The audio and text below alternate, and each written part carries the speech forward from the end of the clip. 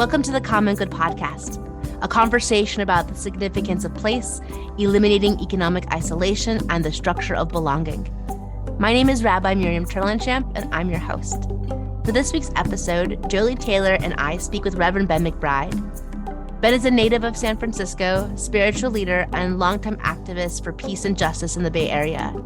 In October, his new book is coming out. It's called Troubling the Water, The Urgent Work of Radical Belonging. Let's jump in. Welcome, Ben. We're so glad to have you here. Thank you. It's great to be here. We know that you're a fourth generation preacher. I'd like to know, just as clergy to clergy, having all of those ancestors behind you as you're going forward into this, what in that generational space calls you into the work of belonging? When I think about the roots of my spiritual and theological leadership in my family, I think about the fact that the origin of it comes out of a Black man in the middle of the rural South in North Carolina who's trying to wrestle with the ideas of what does it mean for him to be connected to God in a way that still has some expression that lives in the middle of segregation and kind of post-Reconstruction Jim Crow. I think it has been something that's pretty prophetic, small p, and powerful for Black people to hold on to an idea of God that still included white people when they were living in a material world where white folks were demonstrating to them a theology of God that didn't include them. And so it feels to me like the idea of belonging for Black religious people particularly has been like at the core of our understanding of what it means to be spiritual, because we have had to hold these two things in tandem, right? A relationship with the divine that helps to bring salvation to our own soul, and the idea that there's salvation for white folks who we're proximate to, even though they are creating a world that doesn't include us. So I feel like that's kind of been something that I've inherited, although I came out of a very fundamentalist version of Pentecostalism that really didn't have that wide circle of human concern. But I think the roots of that sense of belonging has always been there for my own kind of sense of spirituality. How did it get broader in you? If you grew up in one way, how did it expand to include all others in that way? Yeah, proximity. I think proximity and pain, interestingly enough. I think I was in pain around watching young folks die in the community around me, and particularly young folks that were looking like me dying to gun violence. And that brought a lot of consternation and pain, I think, particularly because it raised for me my own sense of vulnerability as a child, that growing up in San Francisco, feeling like, I've got young friends that are dying of gun violence. Could I be shot and die of gun violence? I'm watching police violence around me. And so it just kind of created somewhat of a painful story, coming from a family where there's a lot of police violence and police brutality and Jim Crow racism. Have a great uncle who was lynched by members of the Klan back in North Carolina. And so that sense of pain, I think, in my own story, I think caused me to be prepared for an awakening that came at a certain point around recognizing my theology's got to change if I'm going to get to a wider circle of human concern. And then I think it's that pain that motivated my proximity to change, to recognize like I got to get closer to people who are different from me if I'm going to do something about this pain. It felt to me that the more I got proximate to people across difference, that started with, loved ones that were involved in gun violence, but the more I got proximate to them, then I recognized that my own biases and my own blind spots and obstruction spots that I had about other people, particularly these young men, needed to change. And that kind of started momentum around, well, if I had it wrong around these loved ones in the community, who else do I have it wrong around? And how do I get more proximate to my Jewish and Muslim and relatives of no faith? And what do I have wrong or right about them? And how do I check my notions of gender and patriarchy and sexism, et cetera, et cetera? And, I know those talking points that kind of sound like, oh, okay, like this is a dude that's going on the kind of progressive talking points and the wokeism and et cetera, et cetera. But for me, it's actually been on more of a basic level that I actually want to be in relationship with other human beings that are different from me and not be hurtful to them or have them be hurtful to me. And so learning to get proximate to people really started changing me. It moved people away from labels, and it turned people into people. And I found that the more I saw people, the more I actually felt seen myself. I always struggle thinking about pain or suffering is useful, that it should just be full stop suffering. And to hear that your pain actually has a specific use, which is to get closer or in relationship or proximate. And I'm curious, how does yours work? How does that sort of story of proximity work? In what place is it living in? Yeah, I mean, proximity to me has always been about changing your location. So sometimes that's physical location, could be social location, but to me, it's actually about situating yourself differently. Proximity work is happening when you are actually beginning to experience some discomfort and learning how to sit in that tension. I have found in order for me to get proximate to people, I have to shift the norms of how I've engaged with people and move away from kind of some of what Dr. John Powell at the Other and Belonging Institute talks about, which has really impacted me, is move away from breaking as a way to respond to difference and move towards bridging. And the way that I describe bridging is that bridging is not about agreement and it's also not about affirmation. It's about acknowledgement of someone else's perspective and their lived experience. And so proximity means I'm going to get close to that lived experience, even if I don't agree or affirm it, but it's more about understanding it. Where does this come from? And so that location might be physically getting close to folks. It might be beginning to read materials, watch materials that I don't agree or affirm with, but I'm actually delving myself into to understand this human being or these human beings and understand where they're coming from. It also means for me that sometimes I begin to show up in places where people do community around this. And rather than looking for the places where we are not alike, I actually try to pay more attention to the ways in which we are alike. And how do I use that small percentage of likeness and connectedness as a way for me to bridge and connect so that then I can figure out how do I get all of me and all of them on a journey that we both can move forward with that invites all of them to be there and all of me, kind of keeping in mind this notion that I'm not all the way how I should be. And so there's a level of humility to me with proximity because it's like, yo, you don't have it all figured out, and 10 years ago, I had way more to learn and I still have a lot more to learn now. And I imagine in 10 years, I'm going to look back at this point in my life and be like, oh, damn, like there was more to learn. There was more to lean into. The way I do it is just trying to figure out how to find ways to bridge while at the same time being humble enough to recognize that you can't build a bridge everywhere. But just because you can't build it everywhere doesn't mean you can't build it some places. I just love the image of emergent bridges. Like it was such a visual thing that you just described. It didn't sound like band-aids, and it wasn't the opposite really of breaking, but this like the visual understanding that we're in this locus that's just constantly sort of growing in bridges rather than circles or closed spaces. That's cool. I was reading your bio, and it says in 2008 you made a decision to become proximate to a group of folks in a neighborhood in Oakland called the Kill Zone. You brought your family with you. So could you zoom in for us and tell us what it was like to have the conversation with your wife that, hey, I think I want to move here? How did that conversation go?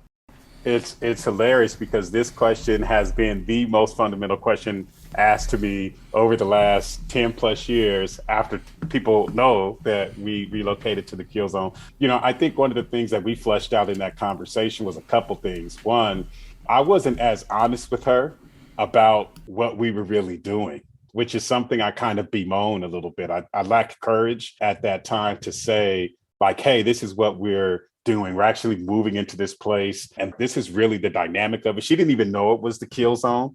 She was like, okay, we're moving to a tough neighborhood in East Oakland. And like, why are we doing this? And then it's a starter house. And Ben wants to do some stuff around community. It was only later that when I'm like, well, this is actually the Kill Zone. And she's looking at me like, what, So I found all the ways to try to sell it and make it positive. But I learned a couple things around that. One, like I wouldn't do that again if I had the opportunity, because I think what I've grown to learn is that when we're going to take on real challenges and risks to try to build bridges, it's more than just about you. It's about the people that you love. It's about the people that are on the journey with you. And sometimes you got to go slower in order to go faster. And sometimes I feel like, at least for me, being so influenced by kind of a hyper-capitalistic environment where the end justifies the means, it's just like, well, I got to get to the solution. And if there's collateral damage and if I practice some dishonesty along the way, it's not that big of a deal as long as we can make things happen. And I kind of lean away from that now. And I'm like, nah, actually,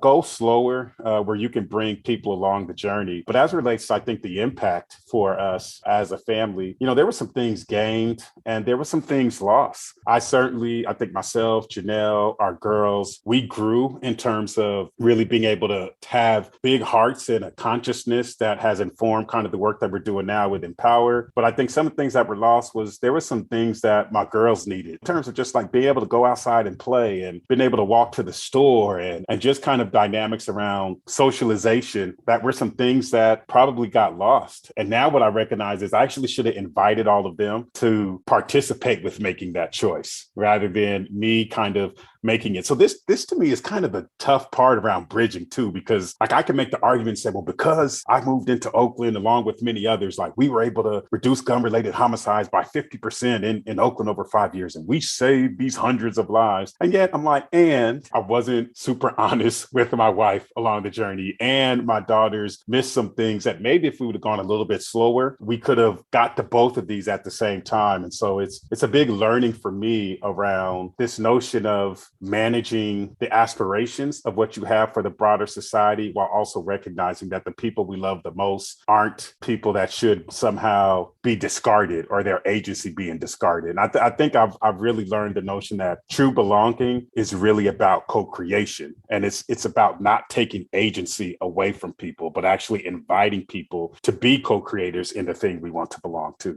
I love that.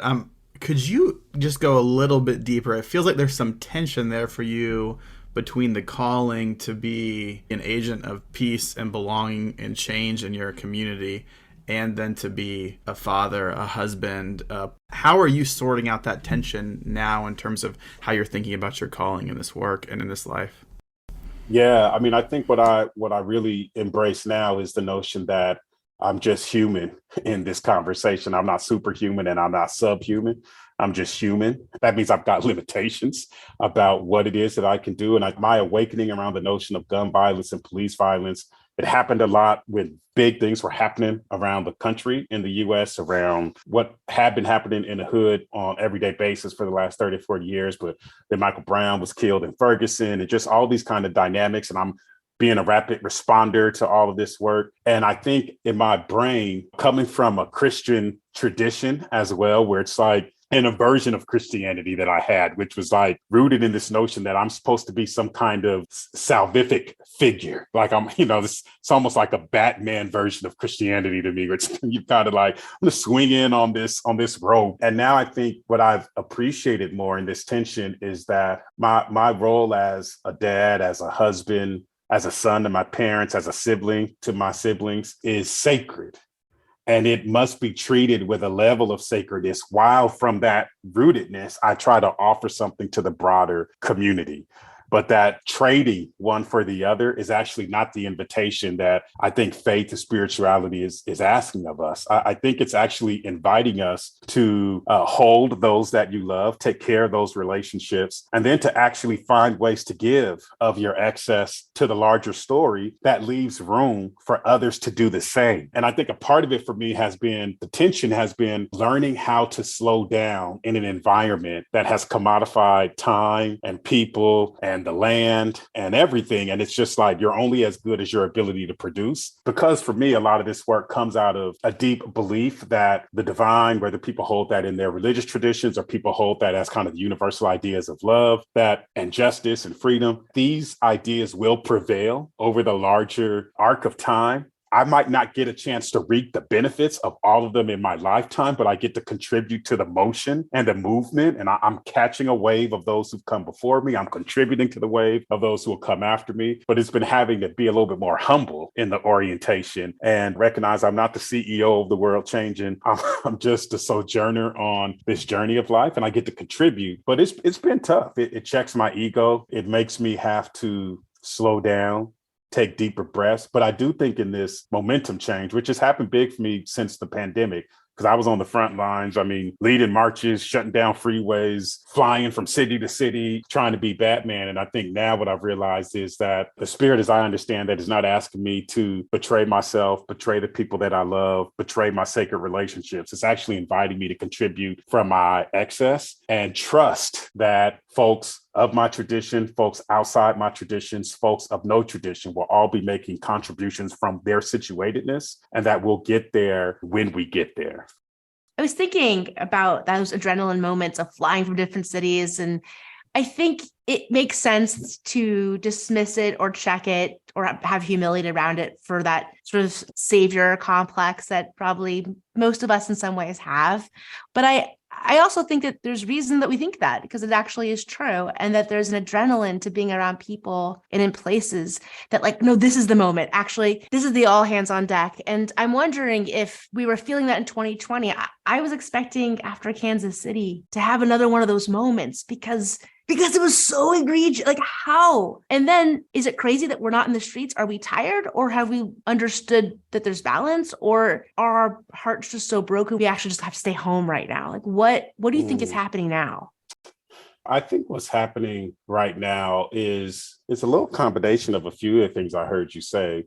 One of those being trauma fatigue, that I do think we've been through a tough 3-year period as human beings, 3 to 4 years with the pandemic and quarantine and the global awakening around race and anti-Semitism and the hatred toward Asian relatives. And I mean, on and on and on. And with the rise of social media that also just feeds us constantly with like, oh, is this breaking your heart? Okay, let's give you another hour of that. So we can keep you looking even more. And we're just going to break the heart a little bit more. And I think that level of fatigue, along with not having accessible ways to contribute, leads to a crushing of hope, a crushing of aspirations for change, imagination. And then I also think we're really being challenged with the moment that I think the structures and the institutions we have begun to fail us. They're not actually able to contribute the things that we need in the moments that we need. You know, John Powell, I was talking with him. We were in Cuba back in 2019, doing some listening and talking with Cuban relatives around these ideas of belonging after having lunch one day. And so John and I are sitting on the front and we're talking about this idea of religion. And John was like, well, you know, Ben, religions historically have been created when a certain set of beliefs started not being enough for people to navigate what the problems that they were dealing with.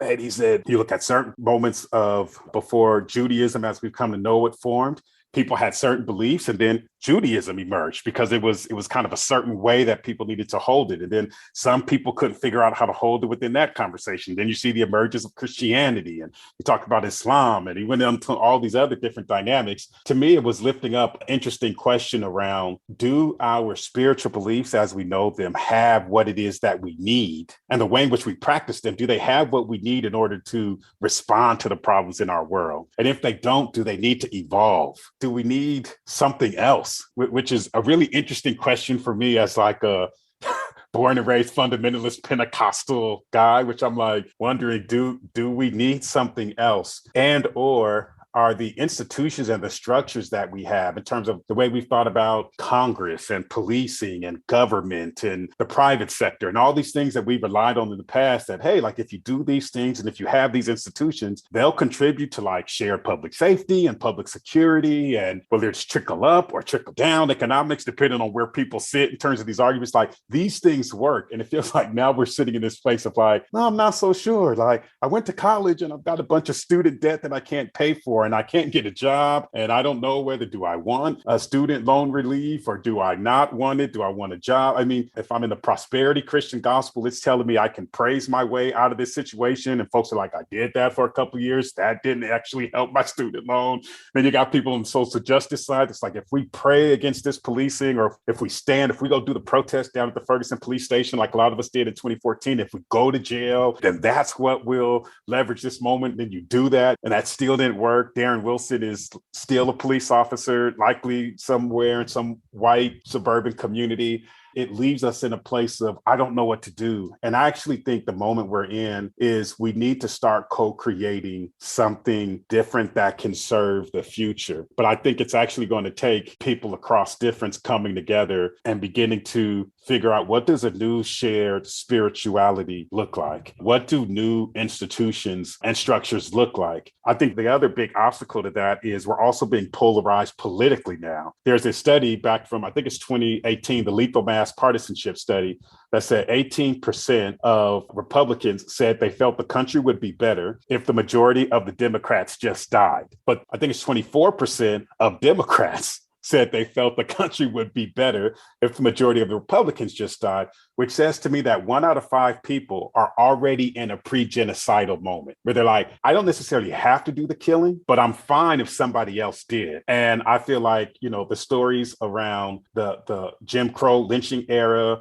the Holocaust, many of these areas across the world tell us that when people start getting into this space, bad things happen. And so I feel like there's some new work that we need to do that's actually not about passing a new policy to fix a certain problem, but it's actually about beginning to construct a new world for the generations that come behind us to inherit and inhabit. This is a point in the interview where something shifts, and it's very clear that these are 3 people with 3 distinct faith traditions, that actually it doesn't really matter that we're all different in that space, because we're all kind of connected to this universal thread, this mystery, this idea that becoming and belonging are intertwined.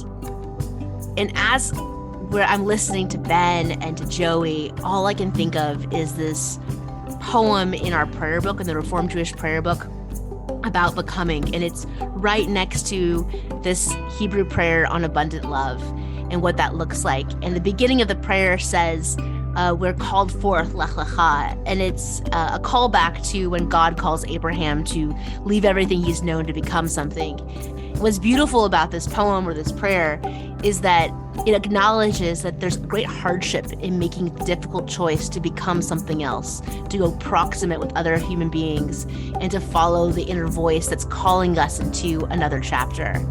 And the last line just sort of brings it all together, of understanding that what is loved in this world isn't the pain or that difficult choice or even the call. What is loved in this world is this concept that we are constantly becoming something bigger, something greater than just ourselves. Once or twice in a lifetime, a man or woman may choose a radical leaving, having heard lech lecha, go forth. God disturbs us towards our destiny by hard events, and by freedom's now urgent voice which explode and confirm who we are. We don't like leaving, but God loves becoming. Baruch atah Adonai habocher ba'amo Yisrael ba'ahava. I'm going to read it one more time. Once or twice in a lifetime, a man or woman may choose a radical leaving, having heard lech lecha, go forth. God disturbs us towards our destiny by hard events, and by freedom's now urgent voice which explode and confirm who we are. We don't like leaving, but God loves becoming. Baruch atah Adonai habocher ba'amo Yisrael ba'ahava. I know that last line was in Hebrew, and what it means is that there's an abundant love that is throughout our world right now. And in this sense of belonging and choosing, exploding and confirming, there's also this radical energy of universal love that is holding us together. Let's continue. I'm totally with you. I'm so with you. I actually think it's the work of this particular generation of clergy and sort of faith-based people that we went to school, and I don't know, you incurred amazing amount of financial debt as part of it, took the job, started to lead, and then found that, at least for me, a different place from the people, and then sort of working that out, and then it's breaking, and then you're building, it's baking, it's building. I have this wonderful friend, Dan Levinson, and he says that the role of faith, or he says commandments, mitzvot, is to connect us to the divine or to the mystery in the world, whatever that means, either shared humanity. And if it doesn't connect us, whatever the ritual, the prayer is, if it doesn't work, then we have a responsibility to let it go and accountability to build something that comes next. And I think that we're in this cusp moment that we don't actually know what we're going to be building. It's like we're the ones sort of building the bridge, and the promised land will be built by the next sort of generation of whoever we're building. To that point, we do these kind of learning labs in Alabama to try to help people like think about the past and think about the future. I was just in a room with a bunch of faith leaders last week, and we were talking about this idea, and I was actually using the framework of Moses on the last day. But one of the things we were talking about was like Moses, similar in that narrative, is like a shepherd. He's taking care of people. He's on his journey. And the whole narrative of the burning bush, right? There's something that's happening, right, that you're not actually that aware of. And to me, what's been the interesting point, this was what I was saying to the faith leaders, it wasn't until Moses turned aside. And the thing that I was arguing with him, he's turned aside from doing good. Like it was turning aside from doing what he had prepared to do, that then the bush speaks to him. And it was a room full of Christian clergy. And I told them, I said, well, my Jewish sisters and brothers, I said, they've taught me that they believe the bush was always burning, but God was waiting for someone to see it. And so I said, what I've been wondering is, what is the work of spiritual leaders and spiritual people to think about what turning aside from doing good looks like, so that we can actually see and hear what's necessary for the future liberation of the people?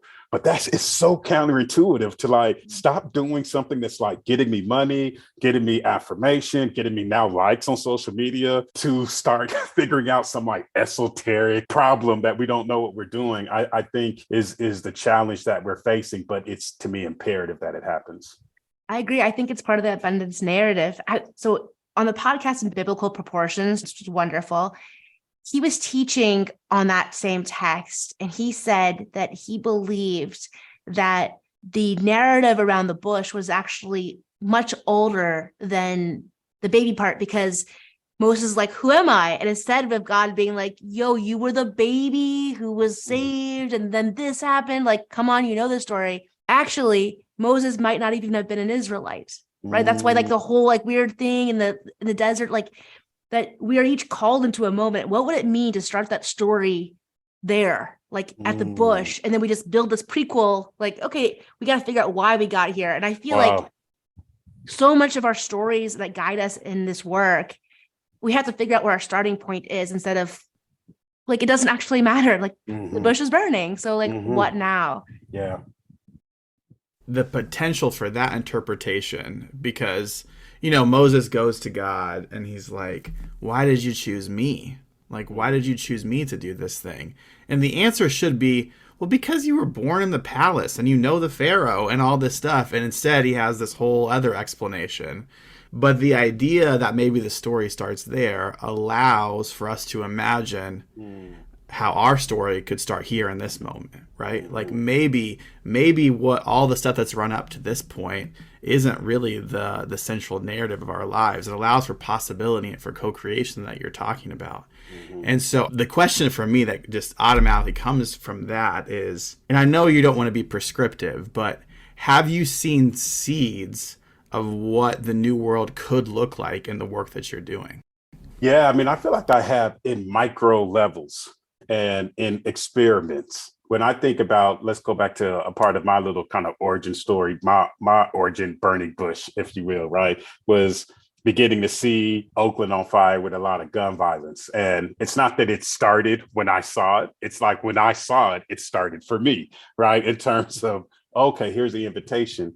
But I feel like what I saw in that experiment was that as long as the person who had a lot of power and privilege in the story, in the sense of I got some education, I'm a homeowner, I've got some money, I get to choose whether I want to be a part of this story or not. It was when I and people like me recognized that just because they had all of that did not mean that they needed to be the leaders in the story about the solution, but that actually the loved ones and those who weren't homeowners and had pistols in their hand and had likely taken the life of a loved one, that these people were likely the people who could actually help resolve the problem. And that if we were willing to be quiet and listen a little bit longer than felt comfortable, if we were willing to also, along with the loved ones, bridge in relationships with the police department, who we didn't really care for that much and they didn't really care for us, if we could all figure out how to get along, we could work together to actually create a little bit of some peace in this area, and that we could hold on to it as long as we were willing to practice this co-creation and some honesty and some humility and learning how to be pissed off at each other and still be in some kind of relationship with each other. It gave me some hopes of like, oh, maybe there's a way that we can do this that isn't perfect. Like, it's not this heaven that I've been taught about where there's no more tears and, there's no more, it's like I've been waiting for this place the more that I am around human beings and around myself. Like, I don't know if that kind of, that idea is inspiring, something I would love to be, but I think I've seen it holding in those ways. That for me has been the most inspiring piece to go, okay, we didn't stop the police from being the police. We didn't stop the loved ones from seeing the world from how they see it on the underside of the empire. We didn't stop all the people from being themselves, but we actually formed a new social contract around how we would engage with each other when we disagree. And that's kind of been if I have a prescription, when people ask me, well, how do you think we get to belonging? I said, I don't think that we are ever going to all agree. I think it's a false notion that we will. I think it's a false notion that we should. Somebody who grows up in Idaho, I don't expect to see the world in the way in which I saw it growing up in San Francisco. It's very different from how somebody I just spent the last 5 weeks in Alabama. It's very different from how somebody's going to spend time in Alabama. Very different from how someone's going to spend time in the Northeast. We're going to see it differently.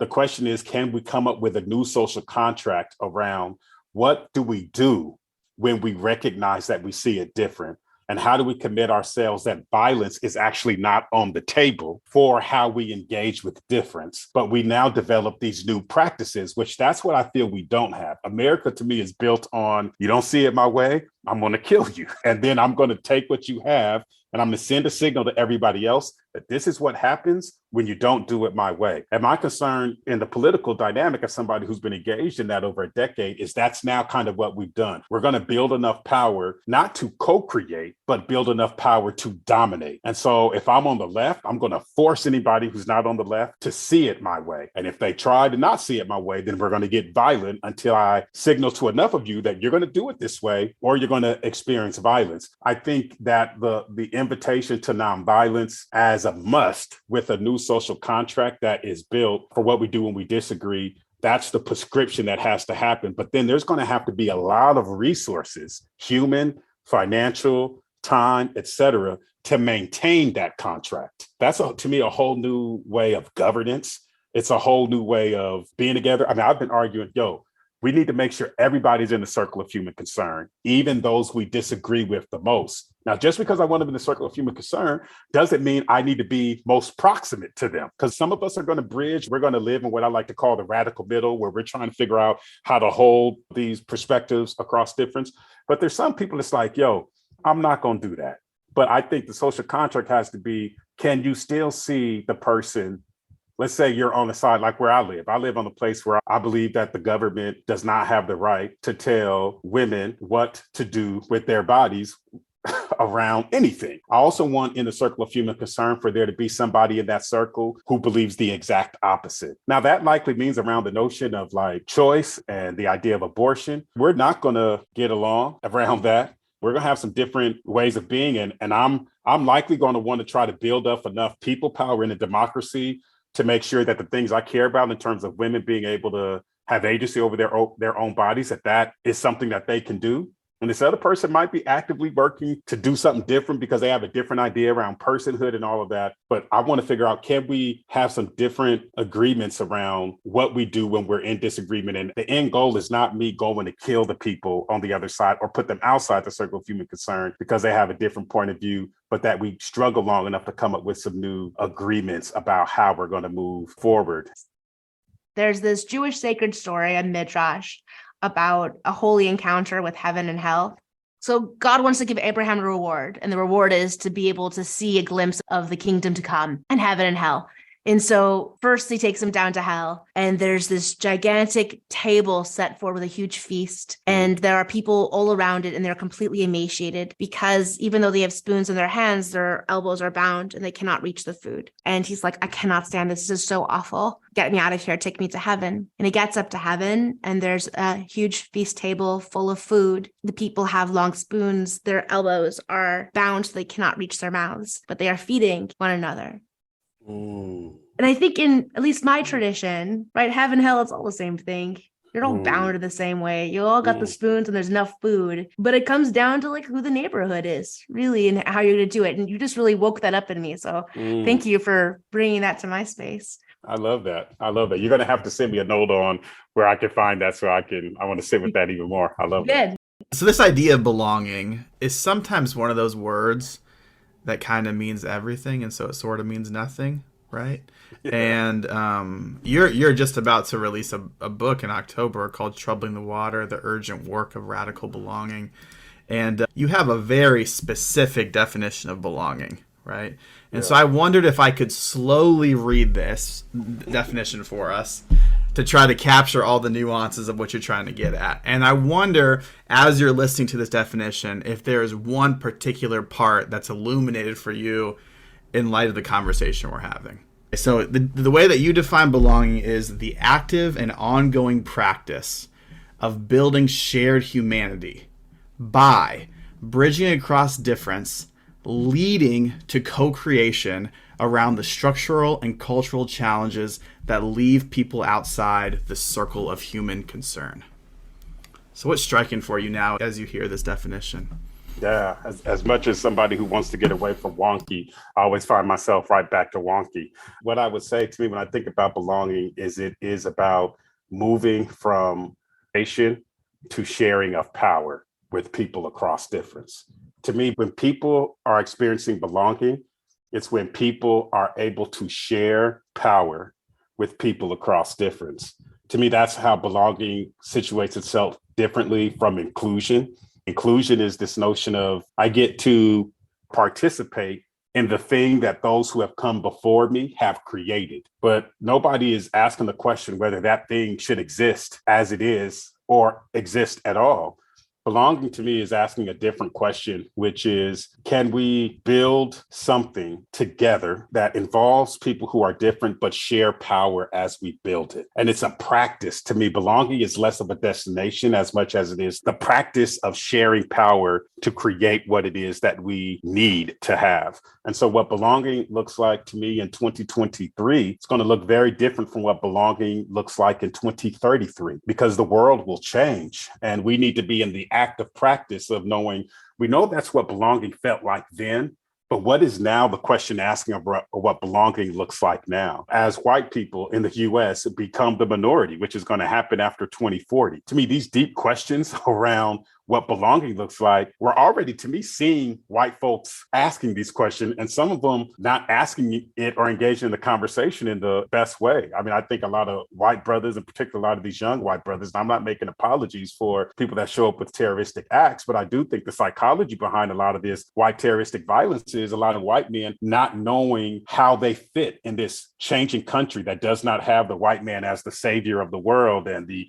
author of culture. And they don't know how they fit in this. And they don't know whether, do I get to co-create with these new people for this new world I'm going to live into, or am I going to be subjugated in the ways in which I subconsciously recognize that Black folks and immigrants and Muslims and others have lived in this thing. And I don't know how to do that. So I'm going to shoot, I'm going to speak out, I'm going to act out to try to preserve my sense of safety. To me, belonging is a constant practice. It's the way that we've got to view the problems we have and ask, okay, what does belonging need to look like in our society? Now, I do think in the society level, it's too hard and too big to understand that. So my encouragement to people is always, we got to figure out how to practice belonging in smaller places and spaces. Work on it in a neighborhood. Work on it in your workplace. Work on it where you worship. Work on it in your family. If you can figure that out, then you can maybe start having some ahas like I'm still having that. like moving my family into the kill zone without actually being honest with my wife around her having co-creation around that was like a dumbass move. And I actually shouldn't do that. That's not like I got to my end result of reducing violence, but I didn't actually practice belonging because I took her agency away from actively participating. And then I have to pay attention to the ways that that impacted her and others in other places. And so now with me still caring a lot about reducing gun violence and police violence and mass incarceration and immigration and a variety of different things that I'm passionate about, I'm like, okay, I can't go fast and cut across the field. I got to do that in small places. And so what I'm trying to invite people to do now is it's kind of something that I really take a lot from the Nehemiah story that's really resonates with me. And in the reading that I have, it's that he told people to rebuild the wall where they live. It was just this invitation that instead of running everywhere and trying to rebuild like this big project, it's like, where's your house? Again, where are you proximate to? And how do you start working on it there? And it's something John Powell, he talks about with the bridging piece. He talks about short bridges and long bridges. These long bridges are like, wow, these are the big meta dynamics and narratives that we need to solve. But these short bridges might be like, how do I learn how to get along with my neighbor better? How do I learn how to get along with these people that I'm trying to solve these problems with better as a man, learn how to show up in space and be not an ally. And I understand where that comes from folks. Ally is not my favorite word, but like, how do I really learn how to be a sibling to women? And how do I learn how to be a sibling and be connected and participate and learn how to get chin checked without getting all sensitive to the point where I'm like, oh, like somebody's like that, they're like trying to press me. I'm like, no, you just like grew up kind of sexist and you probably step on people's toes when you don't mean to, but it doesn't mean the fact that like you're 300 pounds and you're hella stepping on people's toes. So like somebody's trying to help you not do that. So it's these practices. It's about doing it small. And I think to me, the practice work and the experiment work is not sexy. And what I mean by that is you're not going to get the MacArthur Genius Award for trying to practice this slow bridging, belonging work. That's where I do think we're going to have to be on a spiritual journey around who we become. Because if we're going to get to the end goal, what Mother Teresa said, nobody can cure world hunger, but if everybody who had a piece of food gave somebody a piece of food, kind of mirroring like what you're saying about the framework of the heaven framework at the table. Like if we'd be willing to help one another, we can get there over time. And I'm with the whole notion, like my brother Mike says all the time, when he talks about the quote that King quoted, which I think he took from somebody else, of the moral arc of the universe is long, but it bends towards justice. And my brother Mike has always talked about, but some of us got to hang on that end and we got to bend it towards justice. And I'm totally with that. I think what I've just learned is that bending doesn't have to look the same. The way some of us are going to bend and do it is going to be different, but it's about practice. So my question was, on your website, you talk about that the wrong question is to ask what I can do, and the right question is, who do I want to become? And I'm curious, what does it actually mean? And for me, coming from a faith-based tradition that says it's all about the act, what's the difference there for you? And what does it mean? And who are we becoming in this moment? Yeah, I think the invitation to becoming for me is really to ask the question we need to ask before we engage in the act. And it's really to invite us to think about our own spiritual formation and our own spiritual development. Because I think we're in a culture right now that is throwing a lot of acts at each other. Like, hey, say this word. Hey, use this pronoun. Hey, virtue signal this way. Hey, show up at this place.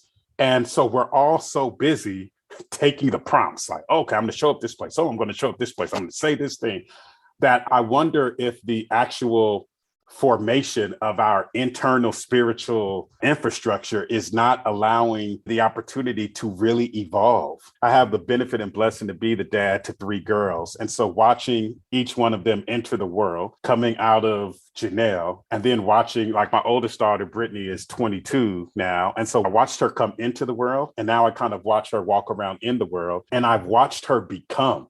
And at different stages of her evolution, she was able to do different things, but it would have been totally unfair for me to expect her to do at 4 or 5 years old what she was able to do at 14, because she had not become that yet. And I think what parenting has taught me, parenting forces you to be patient. It forces you to have to say like, oh, okay, I'm going to give this child these peas, and I know that half of the jar is going to be on the table in the bib, but that's actually a part of the jam because they don't like peas. But we're going to keep having this pea relationship until we can figure out how to get further. And I think the invitation to becoming is to recognize that we're always being invited to become deeper versions of ourselves that can widen the circle of human concern. So rather than people just asking, okay, but what is it that I need to do in like a transactional way so that I can relieve or alleviate the tension of this anxiety I feel in this collective human story? The invitation I'm telling people is like, actually, no, let's take a step back. Who is this moment calling on you to become? Like, how do you need to love more deeply? How do you need to have more grace? How do you need to have more understanding? Where might you be able to suspend judgment? Where might you be able to practice a little bit more curiosity? And then as you do that, it's going to give birth to, I think I should do this. Then I say, do that. I remember we were trying to do like some Black Jewish solidarity stuff some years ago. There was like some beef that was happening in California and some stuff that came out of our campus. So some of our Jewish relatives was like, yo, what's up with that? And then we're like, yo, what's up with that? Folks are calling people out online. And we don't even recognize in this moment. It's like we're just playing off each other's trauma. Black people, we got a trauma around lynching. What I've learned more is our Jewish relatives had a trauma around a word I didn't even know, pogrom, right? So there's like these traumas that we're carrying. So it's like, hey, you're showing up in an anti-Semitic way, and I feel like you're about to activate something. So then we're going to call out this Black woman. Then it activates in me like, hey, we get activated by somebody that looks white in society. We end up on a tree. And now we can't even talk to each other because our pain and our trauma is talking to each other. But if we could pause, and that's what we did, like we had this interesting convening at a Bel Air synagogue called Anti-Semitism, Anti-Blackness, and Christian Hegemony. The name of the convening was Angels and Demons. I was like, oh, this is a pretty deep convening. I was like, I don't know who's the angel, who's a demon. Maybe we, to your point, Mira, we got a little bit of it in all of us, right? But I felt like what we learned through that was that we actually all needed to become. It wasn't about the Jewish relatives figuring out just what not to do. It was actually learning, okay, how do I hold my pain? And I'm recognizing how to hold the pain of Black folks. And then as Black folks, I had to learn like, I didn't know Jewish relatives keep money in the top drawer of their dresser or in their closet because a pogrom might break out in. And the more we recognize how much those things were alike, not the same, but alike and similar, then it started inviting me to become somebody that doesn't so easily just respond to something I see without getting curious and saying, I wonder what they mean. I wonder what's at the heart of that. That for me is the becoming overacting. Becoming doesn't mean don't act, don't do, but it's actually about inviting us to do something else before that, which is how we practice a level of engagement with each other and ourselves. Thanks for listening. You can find more information about Ben and his new book, Troubling the Water, The Urgent Work of Radical Belonging, in the show notes. This episode has been hosted by me, Rabbi Miriam Terlinchamp, and been produced by the amazing Joey Taylor, and music is from Jeff Gorman.